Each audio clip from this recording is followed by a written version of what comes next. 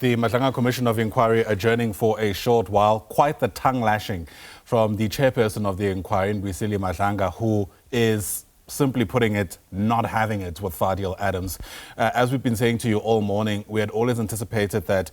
the National Coloured Congress MP's testimony would be postponed today. We now know that it's been shifted till the 19th of August. That, I think, is next week, Wednesday. And the reasons for that, I think, are quite interesting. Fadiel Adams telling the inquiry that Parliament can attest to the fact that he's had a faulty laptop for quite some time. But it seems that the chairperson of the commission is struggling to believe how he would have not dealt with that issue for as long as it seems the matter was allowed to persist. And that is because it's now emerged through the evidence leader in Matthew Chaskalson that Fadiel Adams was engaged by the commission from the 25th of October last year. So the impression we're really getting is that there was a significant amount of time for Fadiel Adams to essentially give the commission his statement, and it seems he left it till the very 11th hour, quite literally, and only gave that statement last night. He says that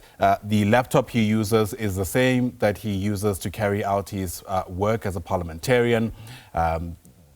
His fellow parliamentarians are aware that the laptop is faulty. The IT department in Parliament sometimes gets involved, but the laptop will pack up again. And it seems that the issue, as far as Fadiel Adams is concerned, is what led to him only submitting that statement late yesterday. Fadiel Adams also seems to suggest that he is the one who asked the inquiry when they'd want him to appear. And he says that because of the voter registration and everything else, he wasn't able to give that statement by the Thursday deadline that was apparently given to him. Let's take you to the Bridget Mabanda Justice College now, where we find our senior reporter, Canny Maphanga, who's just listened to that fiery exchange between the chairperson and the National Coloured Congress leader. And Canny, we now know that Fadiel Adams will essentially come back to the inquiry on the 19th of August, but the commissioners are clearly not pleased by the circumstances that led to where we are.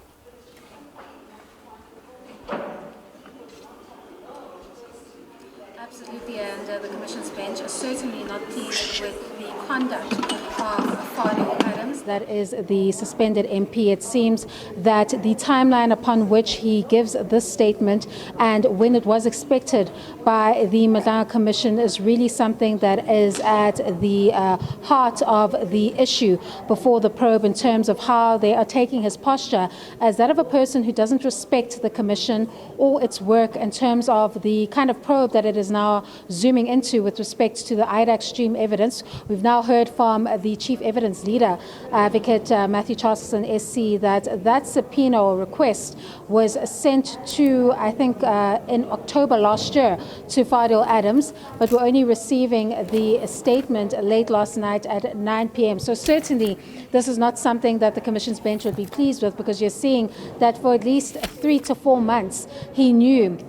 of this particular information and what was requested of him. However, he appears to have sat on it for some time, and the only excuse that he does have to give to the Commission is that he had issues with his laptop, which is certainly not something that could be accepted by the Commission's bench as a credible excuse to explain why you failed to give a statement to the Commission over the 4 months that you knew that certain information was requested from you in terms of the IDAC evidence, and because of the important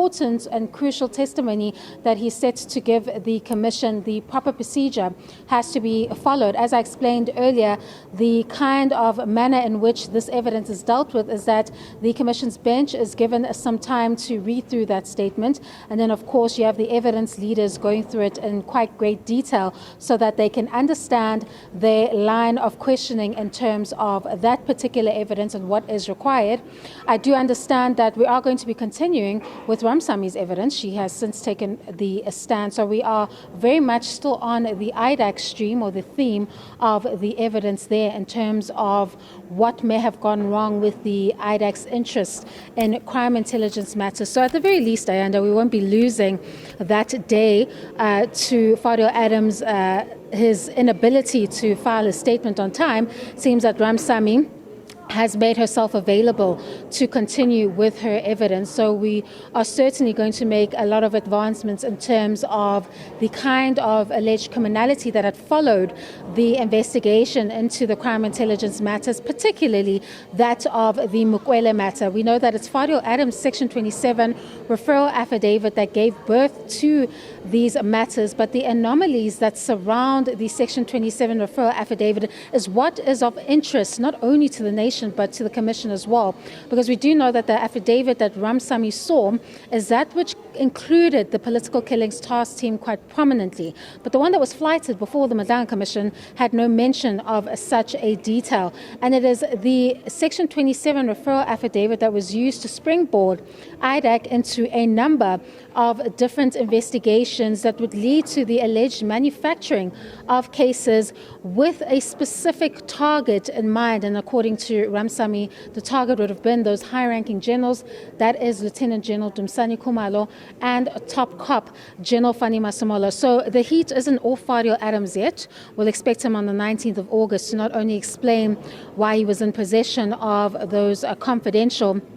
documents or classified documents of intelligence, why he sat on those documents and then only opened those cases over a certain period of time in different police stations across the country, and then of course which statement was commissioned from him. Did he make a complaint about the political killings task team, or is the one before the Madlanga Commission a wholly allegedly manufactured complaint that was used to springboard IDAC into matters that not only did not meet the mandate but seemingly were only geared towards targeting certain individuals, that is certain high-ranking generals within the Crime Intelligence Division and, of course, the South African Police Services. We do see that Ramsami is seated, ready to begin with that testimony. She appears to be in quite high spirits. We know the last time that we saw her, she was quite emotional upon learning that the Section 28(1) authorization that was used to basically commit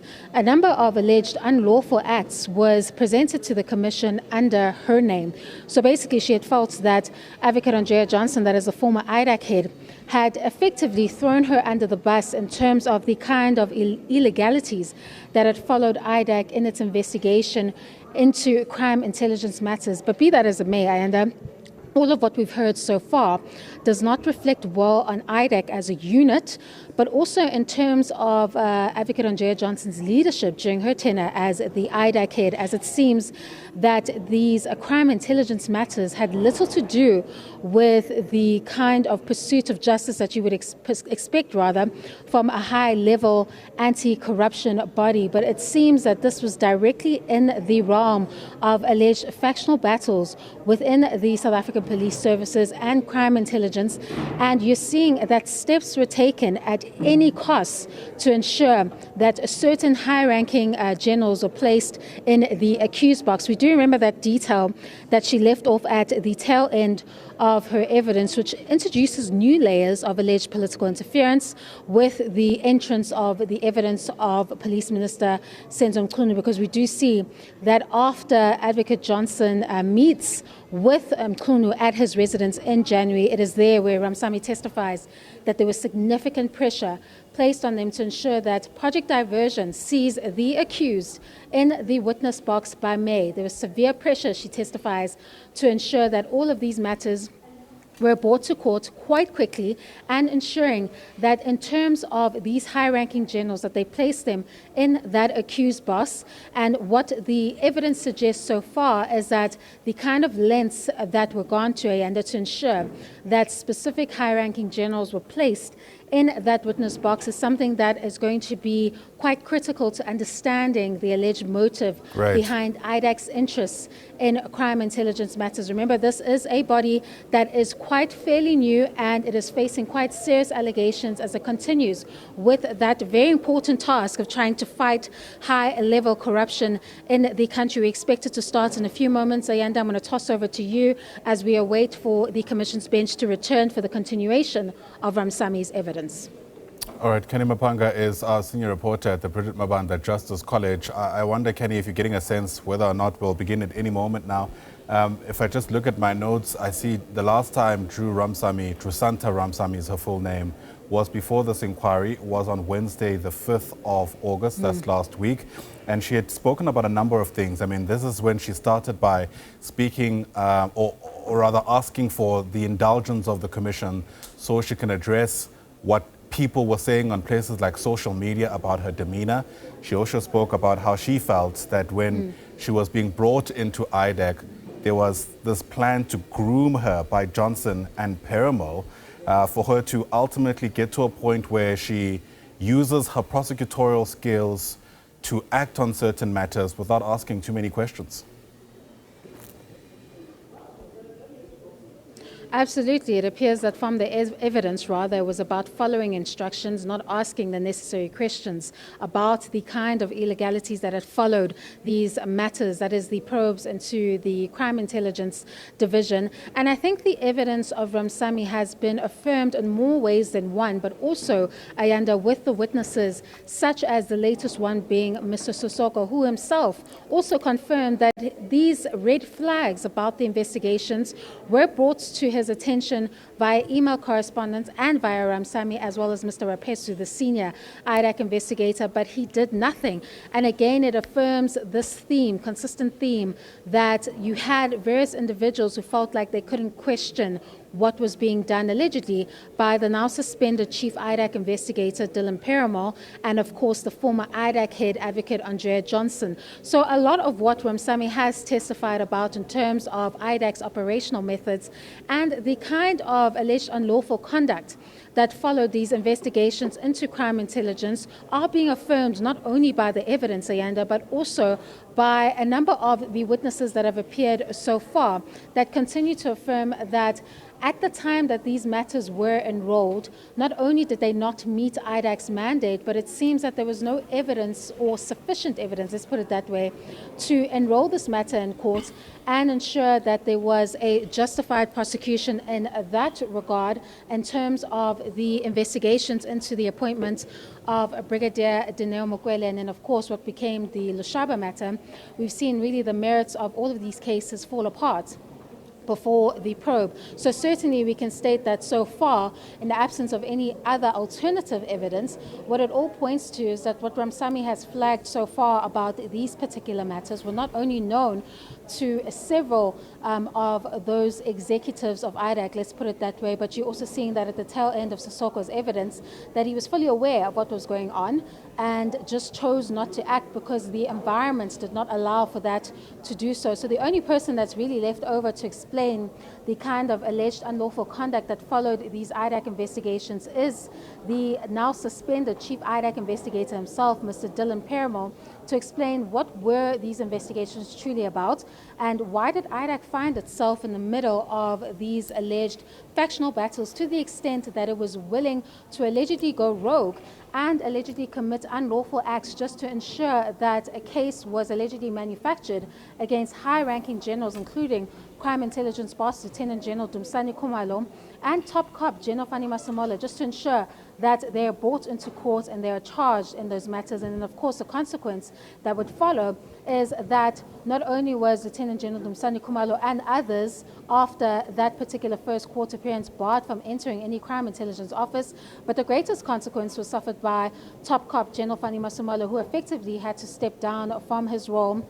while he's currently dealing with this criminal matter that we're now hearing actually had zero merits to it. So very concerning evidence coming out about IDAC, and certainly the Commission is going to be quite focused on this particular stream because you have this very powerful unit that had both investigative and prosecutorial powers, and there were high expectations for IDAC in terms of the cases it would pursue from the Zondo Commission. However, what we've seen so far is a deep desire for them to be centered around these matters surrounding crime intelligence and the South African police services. And while the Commission is warming up to specific names to get an understanding as to what could have been the alleged motive behind this alleged unlawful conduct, it certainly paints a very grim picture for this particular unit, which is certainly going to need a number of interventions in terms of the cases that it takes on going forward and the kind of leadership that it will have going forward. But Ramsami is set to continue with